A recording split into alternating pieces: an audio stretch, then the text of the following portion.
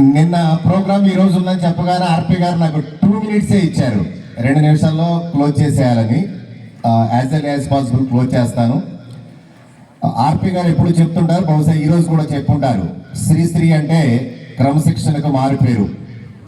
నిజంగా దాన్ని 100% చేయలేకపోతున్నాం, కానీ మోర్ దాన్ 90% అయితే మేము సక్సెస్ అవుతున్నామని గర్వంగా చెప్పగలం. నేను మొదటి నుంచి చెప్తాను నాన్న, చదువు నా దృష్టిలో సెకండరీ. అదేంటి సార్ కాలేజీ పెట్టి చదువు లేకపోయినా పర్వాలేదు అంటారేమో, చదువు నిజంగా సెకండరీని. మీరు డిసిప్లిన్ అలాగే హార్డ్ వర్క్ చేయగలిగితే మీ క్యారెక్టర్ కరెక్ట్గా ఉంటుంది. మీ క్యారెక్టర్ ఎప్పుడైతే కరెక్ట్గా ఉందో అన్నీ మీ వెనక వస్తాయి. చదువులు సరస్వతి వస్తుంది, లక్ష్మీదేవి వస్తుంది, ఏమి కావాలంటే అది వస్తాయి. మీకు ఫస్ట్ కావాల్సింది డిసిప్లిన్. సరే, ఆ డిసిప్లిన్లో మేము చాలా వరకు సక్సెస్ అయ్యామని గర్వంగా చెప్పగలుగుతున్నాను. దానికి మంచి ఎగ్జాంపుల్ ఏంటంటే, ఆర్పి గారు రూమ్లో కూర్చున్నప్పుడు బ్రేక్ టైంలో కానీ నాకు అటువైపు నుంచి మహాభారతం, ఖురాన్, తర్వాత బైబిల్, ఈ శ్లోకాలు చదువుతుంటారు మీరు అందరు అటువైపు. తెలుసు కదా మీరేం మాట్లాడుతుంటారు. కానీ ఈ అకాడమిక్ ఇయర్లో అలాంటి వాయిస్ చాలా తక్కువ సందర్భాల్లో విన్నా. అంటే మీ లాంగ్వేజ్లో చాలా చాలా చాలా చాలా మార్పు వచ్చింది. నిజంగా హ్యాట్స్ ఆఫ్ మీ అందరికీ. చాలా చాలా డీసెంట్గా బిహేవ్ చేస్తున్నారు. అమ్మ మీ గురించి అయితే నాకు ఐడియా లేదు పూర్తిగా, నా ఫోకస్ అంతా ఎప్పుడు వీళ్ళ మీదే ఉంటుంది. సో ఈ ఎగ్జామ్స్ దగ్గరగా వచ్చాయి, బాగా చదవండి అని చెప్పాల్సిన అవసరం లేదు.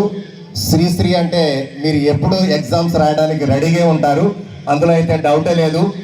ఎప్పుడైనా అద్భుత విజయాలు సాధించేది శ్రీశ్రీ అని ఇప్పటివరకు నిరూపించారు. మళ్ళీ నెక్స్ట్ అకాడమిక్ ఇయర్ మీ బ్యాచ్ కూడా ఖచ్చితంగా నిరూపిస్తుందని ఆశిస్తున్నాను. ఒక విషయం నేను ఫైనల్గా ఎప్పుడు చెప్పేది ఏంటంటే, మీరు ఏదైనా చేయండి, అంటే ఏదైనా చేయండి అంటే అందరికీ చదువు రాకపోవచ్చు.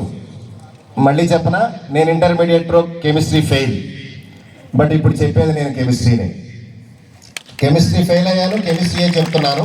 కెమిస్ట్రీలో డాక్టరేట్ కూడా చేశాను, బహుశా అందరికీ తెలుసు. ఓన్లీ ఎందుకు సాధ్యమైంది, లేదా ఇక్కడ ఆర్పి గారు కానీ, పూర్ణ గారు కానీ, ఎస్ఐ గారు కానీ, మన ముందు మా అతిరథ మహారథులు ముంగా జయరాజ్ గారు ఉన్నారు.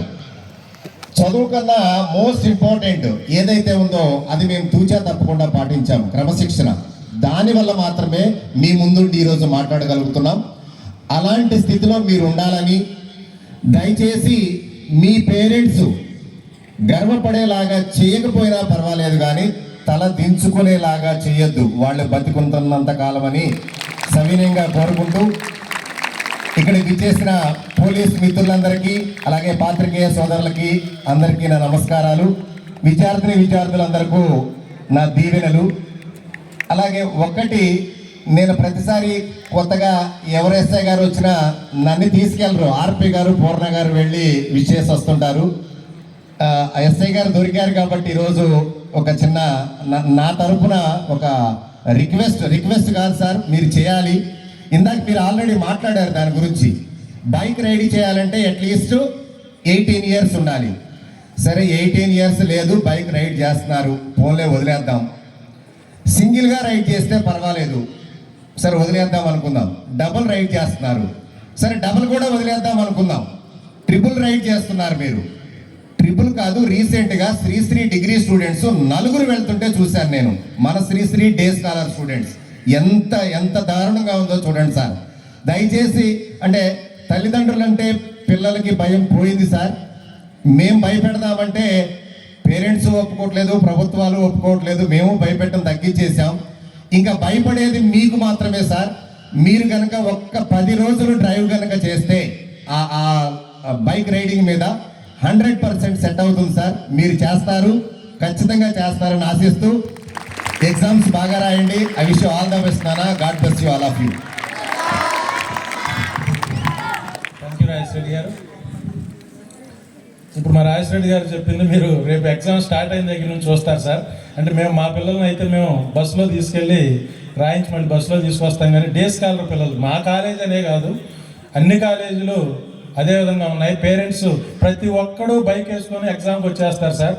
ఒక్కడు రాడు. మా రాజేష్ రెడ్డి గారు చెప్పినప్పుడు 3 రైడింగ్ 4th రైడింగ్ వచ్చి వాళ్ళు విన్యాసాలు మామూలుగా ఉండదు, ఫుల్ ట్రాఫిక్లో వాళ్ళు బైక్ని చాలా ర్యాష్గా డ్రైవ్ చేస్తూ వాళ్ళు కింద పడుతూ ఉంటారు. ప్రతి సంవత్సరం మాకు ఎదురయ్యేటటువంటి అనుభవాలు, కొంతమంది ప్రాణాలు కోల్పోయినటువంటి మా స్టూడెంట్స్ కూడా ఉన్నారు.